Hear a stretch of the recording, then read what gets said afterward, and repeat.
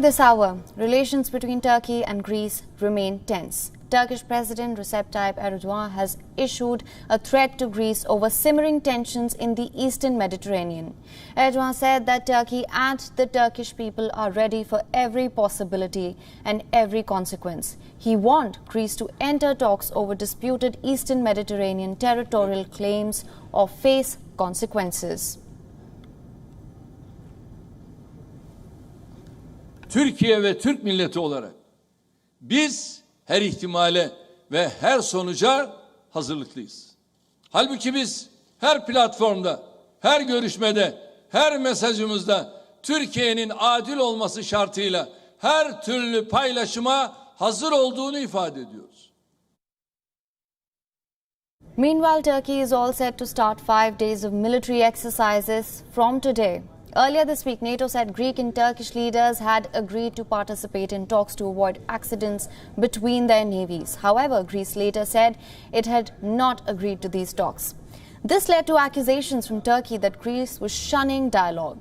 The conflict started in July when Turkey sent its Eurocryst research ship to carry out drilling survey in waters close to a Greek island. Turkey's naval alert prompted alarm in the Greek military.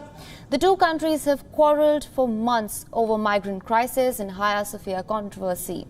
In this case, the two countries have laid claims to overlapping areas, arguing that they belong to their respective continental shelves.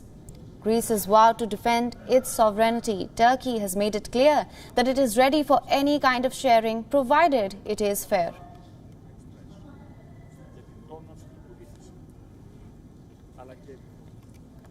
Now, the move to start 5 days of military exercises comes in the backdrop of an ongoing standoff between Turkey and Greece.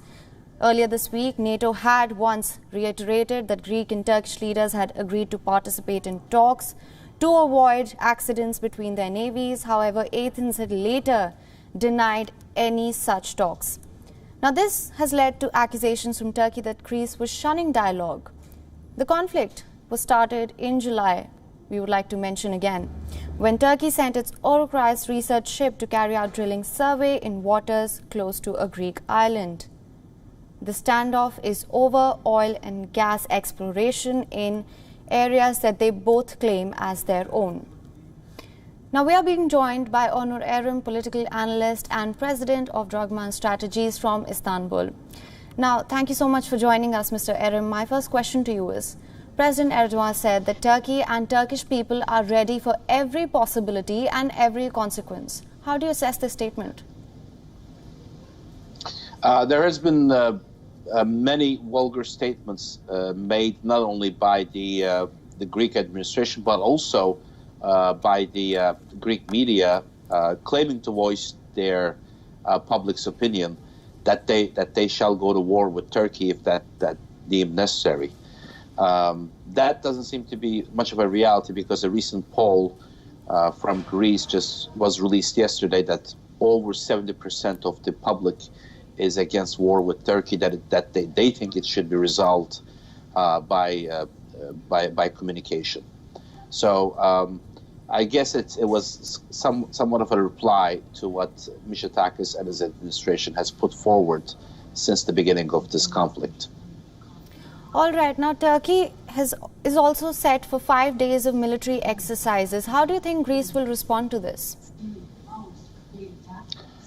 I guess I don't know how they will respond to it, but I guess they should respond to it like Turkey did when Greece held similar military exercises with UAE, with Israel, and with France.